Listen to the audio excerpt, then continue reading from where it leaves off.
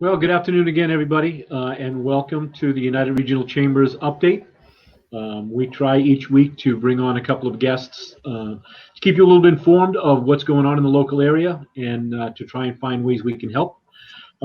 This week, I have two guests with me. Cathleen DeSimone, who is the director of Bridgewater State University's Attleboro campus in the College of Continuing Studies. And we have Jen Reid, who is the Director of Professional and Corporate and Community Education for Bridgewater State University.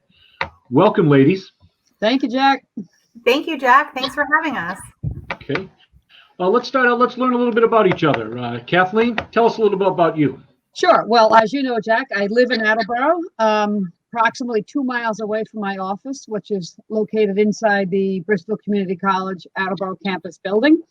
Bridgewater State has been in Attleboro since 2009 when BCC opened its doors.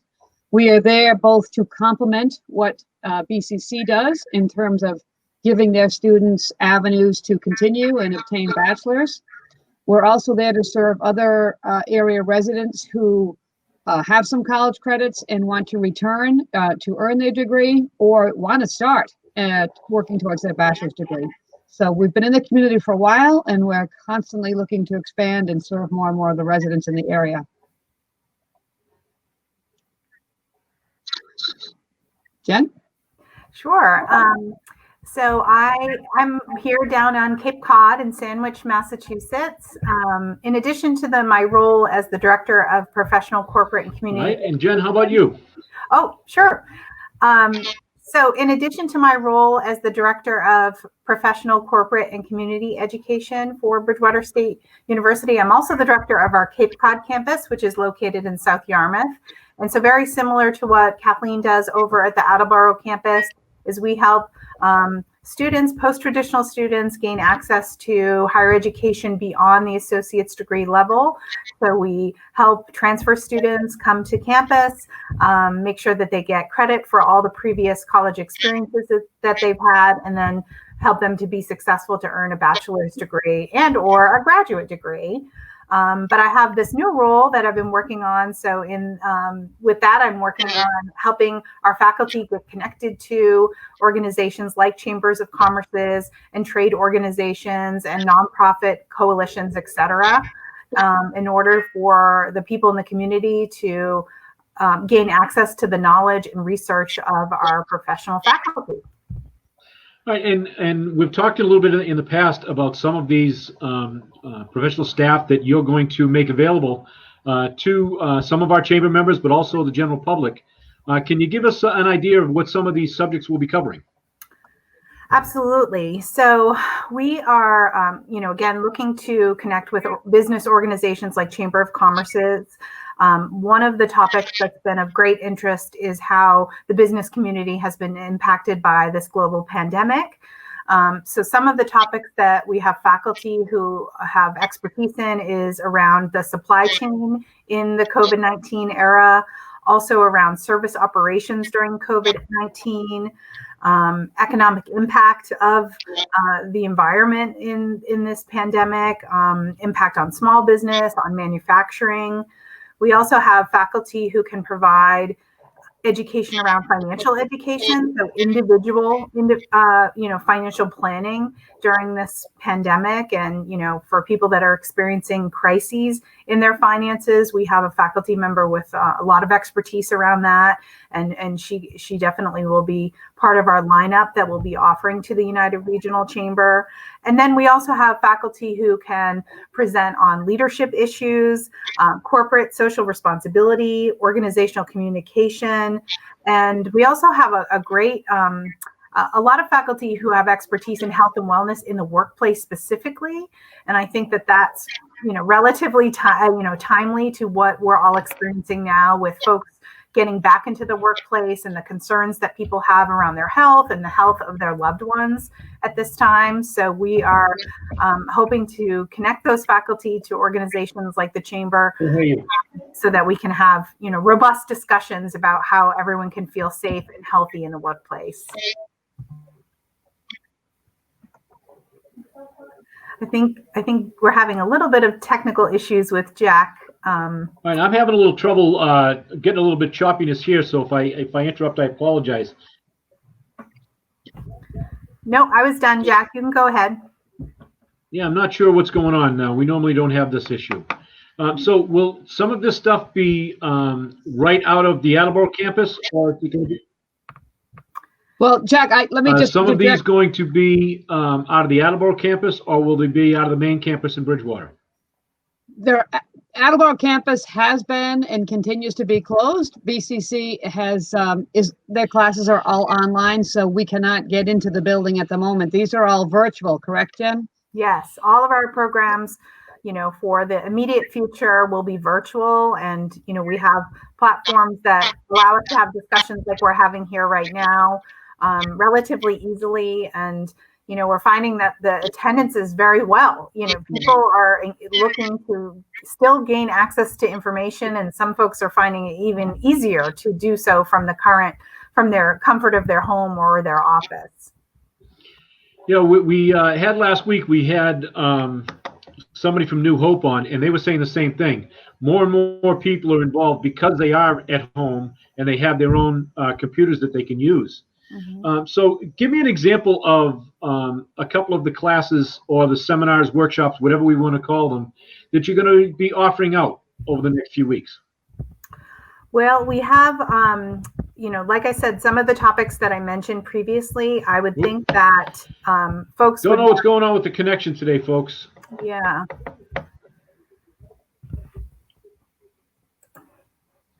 Can you hear me now, Jack?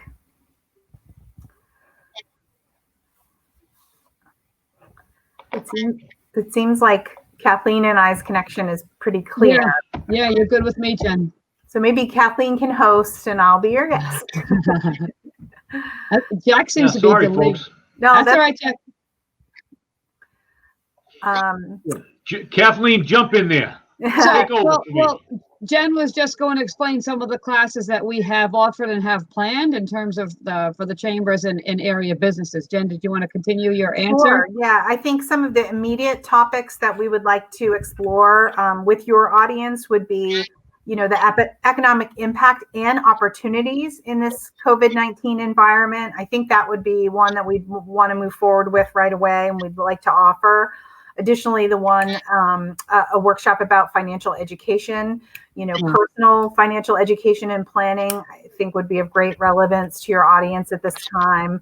And then additionally, I think some of the offerings that we have around supply chain and service operations. We have a faculty member, Dr. Patricio, who has expertise in supply chain, and he really gives a strong foundation to how the supply chain works, because you need to know how it works and what the foundation of it is in order to understand how it's been disrupted and what impacts the disruption has. I know we're all facing that disruption of, I know here on the Cape, it seems like statewide, you can't get lumber. We all have the normal shortages of the household products, but it's having even a bigger impact. And I know that that's impacting both businesses and homeowners, folks that are looking to expand dining outside, are having a hard time getting lumber to be able to do that, in a way that's, accessible to their staff. So another one too that I mentioned previously was around the health and wellness. I think that people's anxiety, people are on edge, and I think it would make sense for us to have offer something to the chamber audience around that, especially as folks start to come back into the workplace and the impact that all of our anxiety is having on our productivity and our tone in the workplace and our general ability to be able to do our jobs effectively in this time. I'm sure we've all gone through the moments of feeling productive or energized maybe at the beginning, like I've got this, and then we've had our our lags where we're feeling not so productive, or that it's just hard to get settled in a work from home environment. So I think something around health and wellness in the workplace would work really well. Agreed. And Jen, can you just let Jack and the audience know that these programs that we're offering to local chambers and businesses are free in terms of you don't have to pay to participate. They're for chamber members and other groups, but we're not charging people to participate in the programs. Exactly. One of the big priorities right now for the institution of Bridgewater is to be of service to the community. This is unprecedented in our 178-year history. We haven't had such a dramatic disruption of our in-person classes, and we want to make sure that we're being a good steward and to our students, but also to the greater community. One of the things that Kathleen and I work really hard on is our senior college, which is a non-credit enrichment program for seniors. So people over the age of 50 or 55. And we started that just last September, and it got off to a great start. It was very robust. We had a really great engagement, and then it came to a screeching halt this past March when we were supposed to start our spring semester. And so we pivoted and we began offering those classes online to that audience. And we had some concerns about whether or not a senior population would be able to get access to Zoom and would really even want to participate in that way. And luckily, we had great success. And this fall, we're planning on offering 30 courses to that population. So that's another thing that people in your audience may want to share with their loved ones or with a neighbor, that we have these non-credit enrichment educational opportunities for that population. And we're moving forward with that with, great enthusiasm. And our president is really supportive of that. And now that it's online, it's accessible to anyone really in the whole country.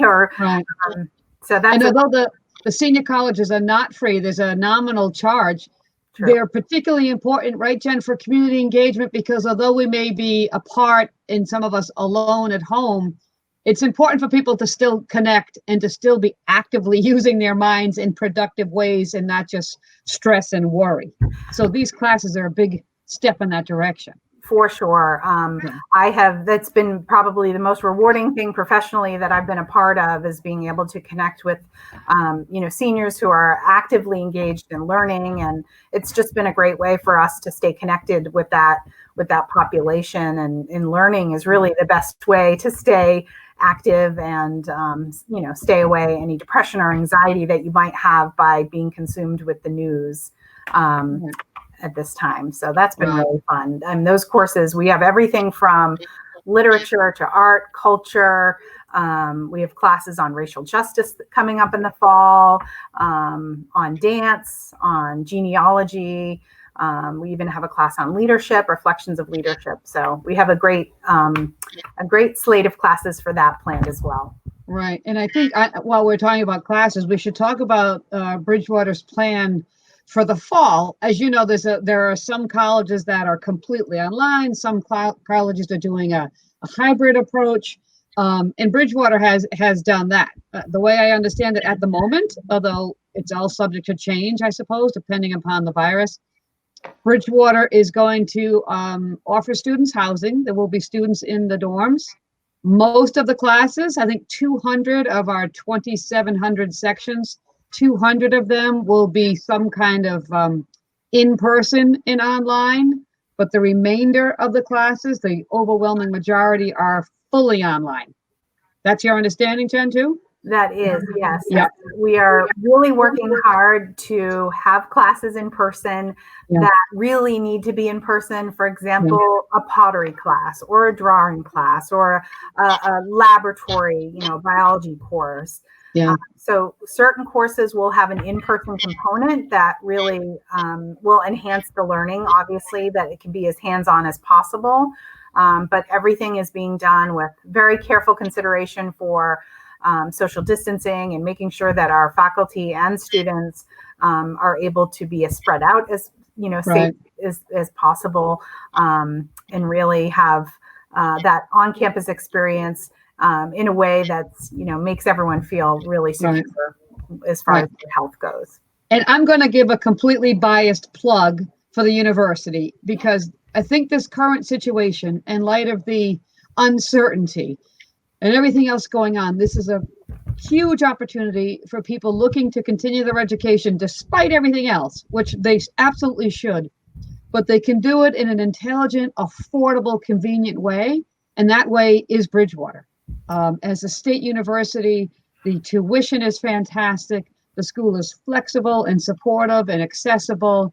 So for people who are on the fence about going or coming back, yes, do it. Now is the time. Do not wait. One of the things we're learning in this pandemic is that education gives you choices, which we already knew, but that you need more choices as jobs come and go and things change so quickly. Education is the constant.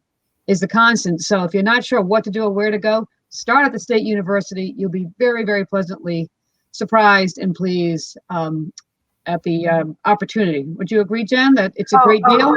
For sure. And, I also want to emphasize our connection with the local community colleges, especially, Bristol Community College, Massasoit, and Cape Cod Community College. We have really strong relationships. We encourage students who are at the community colleges to finish their degree so that they can take advantage of the benefits of transferring. There's a whole slew of benefits to students who complete their associate's degree at one of the local institutions because they can transfer seamlessly into the university. They'll come in as a junior. There's even some tuition benefits if they have a certain GPA. So we have that strong commitment too, that it's even more affordable to start off, do the 2 years at the community colleges and then transfer to a state public university like Bridgewater and really have that residential experience that so many parents want their family members to have. But it's also transfer friendly too. So if you're an adult and you're thinking about coming back to college to finish that degree, maybe it's something you've always wanted to do and you're just like, I haven't had the chance to do that. I would say now more than ever, it's the time. We've frozen our tuition. We're really making accommodations for folks around being flexible and transferring in as many credits as humanly possible. There's a lot of flexibility. Our staff and faculty, our advisors really go above and beyond to help folks, post-traditional learners, people coming back to school after being away, to make it as friendly to them as possible, so that that level of intimidation of being back in school isn't as severe. And right now everything's online, so you don't have to rush from work after a long day or think about childcare. I mean, literally, you could probably you could take all of your classes online and have that flexibility if that's what you're interested in. It's funny. I mean, no one would ask for the situation, but every challenge presents equal opportunities. And having classes online now that you can take basically anywhere at any time is a huge opportunity for a lot of people. But I wanted to get back. You mentioned the residential college experience, which I believe is fundamental. It's not just going to class. It's everything else. Bridgewater is letting people live in the dorms. They can choose either a single or a double, but no more than two. And I understand that Bridgewater is going to have regular testing and all sorts of preventative equipment for the students who are living on campus. But that opportunity is still available and super affordable at Bridgewater State. So if students want to live on campus, they can do that safely. Yep. And, I think one of the things that is important, obviously, around going to college is the socialization part of it, and how you develop as a human being by having those relationships with folks that you might live with or interact with outside of the classroom. So as an institution, we're working really hard to still have opportunities of service, of social opportunities that are being done in a reimagined way. One of the programs that I've been working on over the last couple months is a pen pal program. So we connected Bridgewater State University students with folks that are seniors in our community, and they've been writing back and forth now, getting to know one another. And our students, we had 65 students who signed up within 3 days to do that. So our students want to be still enacting the values of our institution, which is around service and social justice. So that's been really positive to see that we've just continued to innovate as much as we can to make sure that, we're staying connected with the community. Agreed, very much so. And in the whole community of varying ages, the personal and the private, businesses and transfer students, which brings us back to the United Regional Chamber, serving area businesses as you know, small businesses make up the largest employer in the country. I'm greatly concerned about the impact on small businesses in the current situation. So it's more important now than ever that we support them and help them to make any adjustments necessary to survive and thrive in the current situation and beyond. So to the extent that Bridgewater can do that, we are happy to do so. We should probably, Jen, drive people to the school's website, wrap it up, and thank Jack and the United Regional Chamber of Commerce for the opportunity and for ACS for hosting this. Jen, do you want to give them the contact info?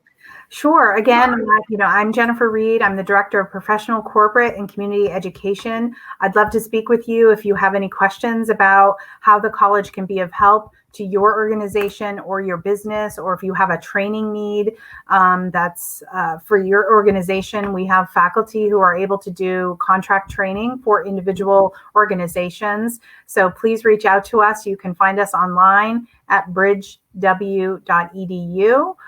And through our website, if you just plug in my name or Kathleen's name, you can get in touch with us relatively easily through the website. And we look forward to having continued conversations with you. Thank you, Jen. Always nice to see you, my friend. Yeah. Thank you, Jack. Thank you, Jack. Sorry about the tech issues. We're glad that you invited us on.